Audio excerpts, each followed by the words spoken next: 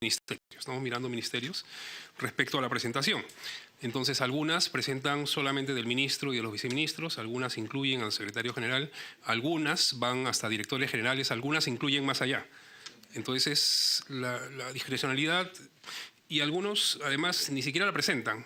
Y entonces hay que estar como insistiendo o por lo menos llamando la atención, sugiriendo, recomendando que si bien no hay un marco normativo, como buena práctica es importante que se...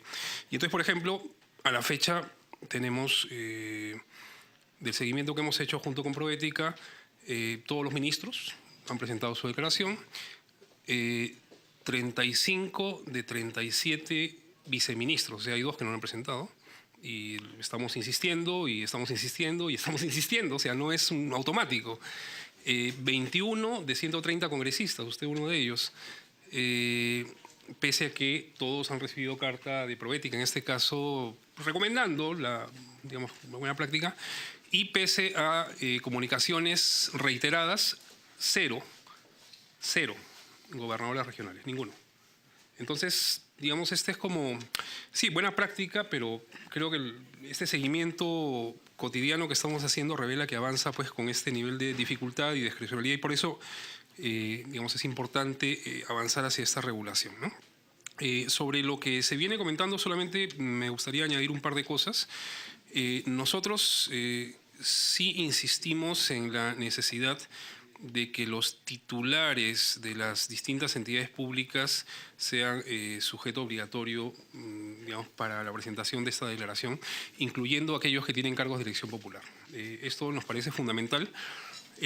Y esto incluye, por supuesto, no solamente a las autoridades del Poder Ejecutivo, también del Congreso de la República, de los gobiernos regionales y de las municipalidades, sobre todo por la posibilidad que tienen, la capacidad por función de tomar decisiones sobre políticas o sobre recursos públicos. Entonces, digamos, tanto más... y más aún respaldados por todos los casos de conflictos de intereses y de corrupción que hemos ido conociendo a nivel central y a nivel regional en tantos lugares del país, digamos, la necesidad de transparentar este tipo de posibles conflictos de interés. Y además hacerlo extensivo, tal como fue la recomendación de la Comisión de Integridad, a otros organismos, o sea, a los otros poderes del Estado, Congreso, todo el sistema judicial y a los propios organismos constitucionales autónomos, con los cuales también uno podría decir, en algunos casos habría la necesidad de establecer posibles vínculos de interés, ¿no? Entonces, una cosa final que aplica para esto, aplica también para la Contraloría, por lo menos para la parte que es pública, ¿no? Y sobre eso yo sí quiero darle la razón a Jorge Caloyero.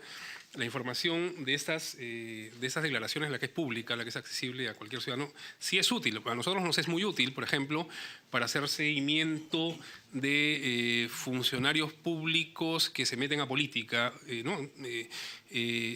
Y para, de alguna manera, hacer seguimiento de por dónde ha ido el patrimonio de estas personas en materia de ingresos y rentas. Entonces, parte de la labor de análisis que hacemos y en ese sentido, la parte pública de las declaraciones de bienes y rentas de la Contraloría nos es muy útil. Pero volviendo a... Bueno, pero tanto eso como lo que Eduardo Luna señala en lógica de sistematizar y publicitar esa información, una demanda sostenida de sociedad civil es que lo pongan en datos abiertos.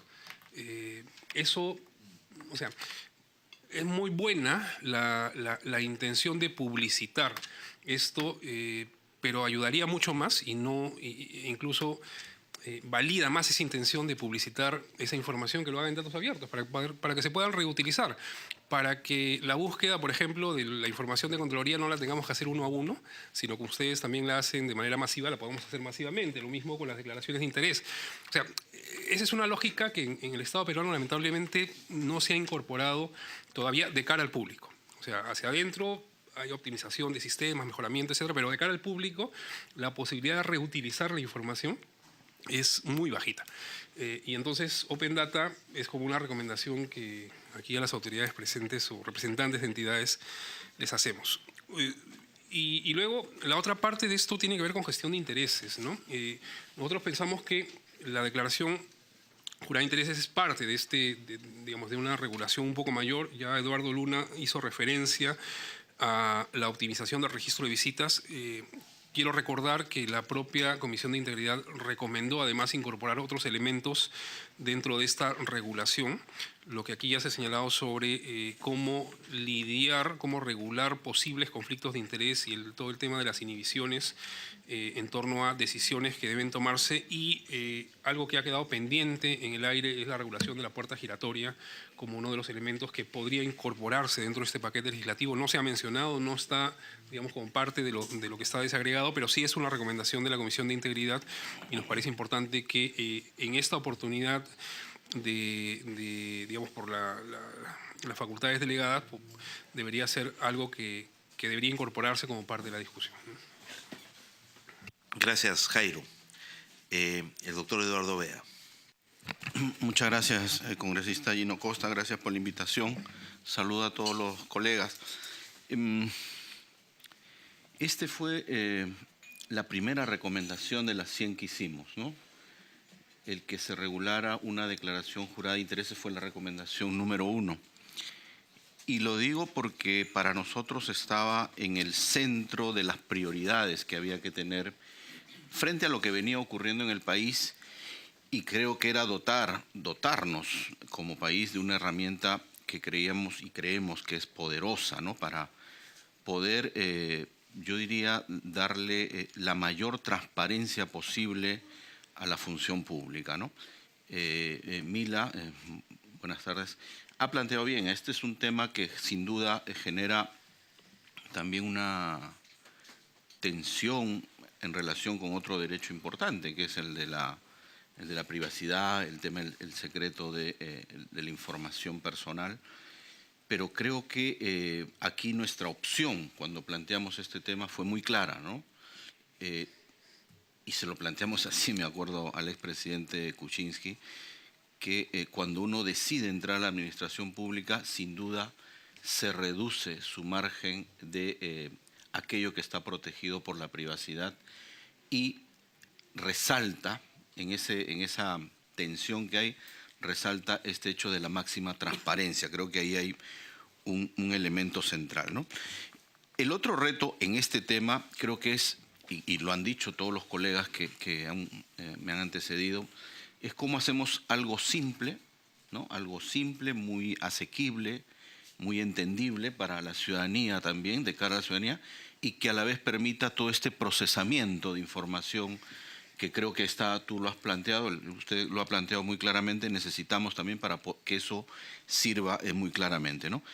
Y aquí tampoco creo que no partimos de cero, creo que hay experiencias muy importantes. Nosotros en el informe, casi el único anexo que adjuntamos al informe fue justamente un modelo de declaración jurada de intereses, que no lo inventamos tampoco, sino que lo recogimos del modelo de la OEA, ¿no? O sea, la OEA ya había trabajado esto y tenía un modelo, y que creo que ese es un poco el tema a seguir, ¿no? Eso es lo segundo, digo. En lo tercero, Eduardo Luna planteó muy bien los temas que hay que resolver. Yo creo que la cosa es bastante clara en cuanto a quiénes deberían ser fiscalizados. Lo ideal sería todos, pero sabemos que eso también tiene un impacto, un costo muy alto y una dificultad muy clara de procesar, pero creo que sí los titulares y los principales funcionarios de las entidades públicas tienen que hacerlo. Es muy sintomático que los gobernadores regionales no hayan presentado esta declaración. Yo estoy visitando regiones, estoy haciendo una investigación en regiones, y la verdad que allí se requiere a gritos una obligatoriedad de este tema, ¿no? Creo, por la lectura del texto, ojalá no esté haciendo una lectura equivocada cuando se plantea las razones de por qué esta declaración. Se dice, ¿no? La obligación de presentar declaración jurada de intereses por parte de los principales funcionarios y servidores que cuenten con capacidad de decisión, ejecutivo suena mucho eso, o manejen recursos públicos, ¿no? Algunos han entendido que en esta redacción se puede estar excluyendo a congresistas de la República. Yo expresamente diría en esta reunión y pediría expresamente que no se excluya a los congresistas de la República. Creo que esto está pensado más bien para quienes tienen una labor también en el Congreso de la República. Cuarto, lo tocó muy bien mi colega de la CAN, y no sé cómo regularlo, pero creo que hay que regularlo y lo digo con mucho respeto aquí también en esta mesa. Creo que hay que obligar a las instituciones a compartir información, Gino. Creo que una de las deficiencias grandes del Estado, que uno lo ve en todos los sectores, no solo en este, en todos los sectores, es que no se comparte información con la fluidez y con la rapidez que se quisiera. No digo vulnerar normas, digo aquello que se pueda compartir, compartirlo. Y eso parte por tener probablemente una única base de datos a la que puedan tener acceso todos. Si cada institución va a tener su propia base de datos, partimos mal, avanzamos mal. Quizás eso no se pueda regular por normas, eso requiere un trabajo de coordinación mucho más efectivo, pero para mí eso es clave. Si no coordinan las instituciones que están aquí sentadas, agregaría Ministerio Público, agregaría Procuraduría, vamos perdiendo frente a la corrupción, vamos con un pie atrás frente a la corrupción y creo que eso hay que tenerlo muy en cuenta. Es una de las debilidades del Estado el no tener una mejor capacidad, una mejor disposición para poder coordinar y ahí yo creo que avanzaríamos muchísimo en ese tema.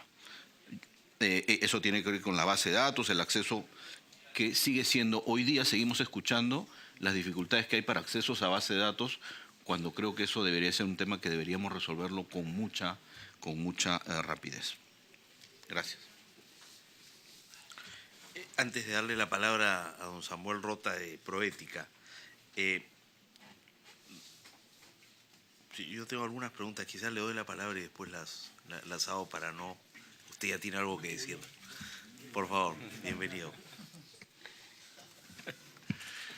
Bien, muchas gracias, congresista. Buenas tardes a los colegas. Algunos comentarios que surgen sobre lo que he escuchado. Esta tensión entre privacidad y transparencia, en realidad, según si nos atenemos a lo que ha ocurrido en estos últimos años, la tensión no existe. La transparencia perdió hace tiempo. La parte pública de las declaraciones patrimoniales nos dan, un ciudadano común y corriente puede ver así, chiquitito, ¿no?, de lo que es la declaración, la parte completa, ¿no?, la parte detallada. De eso nadie tiene acceso. Los ciudadanos no tenemos acceso a eso. Eso va a ser una discusión al hablar de la declaración de intereses. Nosotros creemos que en realidad hay un elemento que zanjaría cualquier discusión, y es la Ley de Acceso a Información. La Ley de Acceso a Información establece claramente en sus excepciones hasta dónde llega la privacidad, hasta dónde llega el acceso a información, y se puede hacerlo en referencia explícita en el dispositivo que se proponga para decir hasta aquí se puede acceder a la información, esto pertenece al ámbito privado, íntimo, qué sé yo. Esto es más bien interés público, ¿no? Podríamos ser un poco más osados y decir que aquellos cargos de elección popular renuncian a partes de su secreto bancario, secreto tributario. No sé, uno podría ser un poco más osado ahí, ¿no? Pero bueno, vamos a ver cómo va la discusión. Eso con respecto a la declaración de intereses. Con respecto a la gestión de intereses, sumándome a lo que ya han dicho mis colegas, a mí me parece que hay un tema bien importante, ¿no? La ley del lobby del Perú fue pionera en América Latina, ¿no? La primera ley de lobby de América Latina, Chile recién la sacó como 10 años después, y usaron como modelo nuestra ley para emitir sus dispositivos, ¿no? Sin embargo, nuestra ley, como bien lo dijo Eduardo Luna, fue un desastre en la implementación, ¿no? Fue una burla que haya solamente un registro de 10, 12 personas o 18, creo que en su mejor momento, ¿no? Sin embargo, desde nuestro punto de vista, la reforma que se hizo a la ley de lobby con los decretos legislativos del año pasado estaba en realidad equivocada, ¿no? Como el registro no ha funcionado, hay que tumbárnoslo, ¿no? Y más bien yo he tenido conversaciones con expertos y activistas chilenos después de que ocurrió eso, preocupadísimos porque dijeron, como el Perú se ha tumbado el registro público de intereses, en Chile también están pensando en tumbárselo, ¿no? Y, entonces, no iba por ahí la solución. La solución era, ¿a quién le damos la responsabilidad de que si el registro público tiene solamente 18 registrados, ¿a quién se le exige cuentas, ¿no? ¿Por qué hay solamente 18? ¿A quién se le da las competencias? ¿A quién se le da la posibilidad de sancionar? En fin, eso es algo que debería revisarse. Me parece que entre lo que ha dicho Eduardo, me parece que hay ese interés y sería positivo que sea explícito, manifiesto, ¿no? Recuperar eso que era la parte más interesante de la ley. Y finalmente, ya para cerrar mi comentario y aprovechando que estamos hablando de los temas de acceso a información, si bien no está aquí, me parece, en Proética nos parece que es una omisión de parte del gobierno no haber avanzado una propuesta dentro del paquete de solicitud de facultades, revisar la autonomía y las funciones y competencias de la Dirección de Transparencia, ¿no? Nos parece que eso era algo sobre lo cual ya se había avanzado, había un informe del Ministerio de Justicia, de la Comisión de Expertos, y sin embargo cuando se sacó el decreto legislativo estaba muy por debajo del estándar que se había logrado consensuar, ¿no? Y esta es una oportunidad para poder retomar esa discusión y sin embargo se ha perdido, ¿no? Gracias. Muchas gracias, Samuel. Yo no quisiera cerrar este asunto sin tener claro alguna cosa. Son varias preguntas, ojalá que no abra un debate inmenso, pero lo primero es, ¿qué cosa agrega la declaración? Es una pregunta muy básica y ustedes me disculparán, pero no he estado en... Yo sé que es importante, no me opongo, pero para tener claro, ¿qué cosa le agrega a la... yo he hecho además mi declaración, he hecho ambas declaraciones, pero ¿qué cosa le agrega a la declaración de ingresos, bienes y rentas, la declaración jurada de intereses? Y digo, ¿qué cosa le agrega? Yo sé que permite saber la red de relaciones profesionales y laborales que una persona tiene, y eso es bueno, pero ¿en qué contexto esa información resulta útil? Es decir, ¿cómo se usa esa información? ¿Para qué es que la pedimos? ¿Y quién está a cargo de esa información? No me queda claro. Comenzaste tú diciendo, Eduardo, que el repositorio de esa información era el tribunal. El proyecto de ley que ustedes en el que están pensando mantendría ahí el registro, digamos, y si tú mismo decías, una cosa es el registro y otra cosa es cómo utilizamos el registro y para qué lo utilizamos. Entonces, también me interesaría saber cómo se piensa utilizar toda esta información para que no estemos creando un segundo registro al cual no diré que no se le utiliza, pero se le utiliza poco en términos del potencial que tiene. Y después se mencionaron dos cosas más. Las bases de datos a las cuales ambos registros deberían poder tener acceso automático, ¿no? Me gustaría que pudiera haber un poco más de precisión sobre eso y se necesite eso regularlo y si es posible regularlo en el marco de este pedido de facultades si es que se otorga en este tema. Y por último, las penas que habría que establecer, ¿no? Y si sería posible cualquier ajuste al registro de ingresos, bienes y rentas, hacerlo vía este pedido de facultades. Si es así, habría que pedirlo expresamente. No sé si podremos, digamos, comenzar por ahí. Ustedes, ya con la nueva ley, digamos, aprobada por el Congreso hace poco, cuentan con todo el marco normativo necesario para acceder, por ejemplo, a esa base de datos, o se requeriría de una nueva ley, o basta con convenios interinstitucionales entre las instituciones concernidas. Hace poco se hizo un esfuerzo interesante en el marco de la CAN, donde estuvimos representantes de la Contraloría, Ministerio de Justicia, Proética, Cámara de Comercio, donde se plantea propuestas en relación a una suerte de reforma de lo que es la ley de declaración jurada de ingresos, bienes y rentas.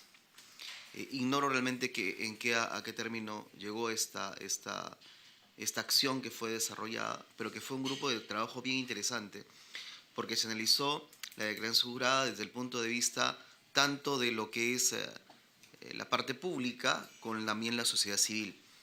Se hizo un esfuerzo que me parece importante y que debiera ser retomado si es que no ha sido planteado como una iniciativa legislativa. La verdad lo ignoro porque eso fue hace 2 meses aproximadamente, y si no me equivoco ahí vino el cambio de la doctora Susana Silva. La verdad no sé a qué término se llegó esa comisión. O sea que hay ahí una hay un reflexión aporte avanzada que de bien repente la podemos incorporar en el... Habría que verlo, porque pedido es una de parte facultades. bien interesante que se dio en cuanto al tema de la declaración jurada de ingresos, bienes y rentas. Perfecto. Ahora, en cuanto al tema de la declaración de intereses, yo sí creo que aporta mucho, porque, por ejemplo, se hace referencia a empleos, asesorías, consultorías que haya tenido la persona en esos últimos tiempos. De ahí se puede ver un poco algunas cosas medias raras, digámoslo así, que podría desarrollarse en el camino, en el historial de este funcionario público.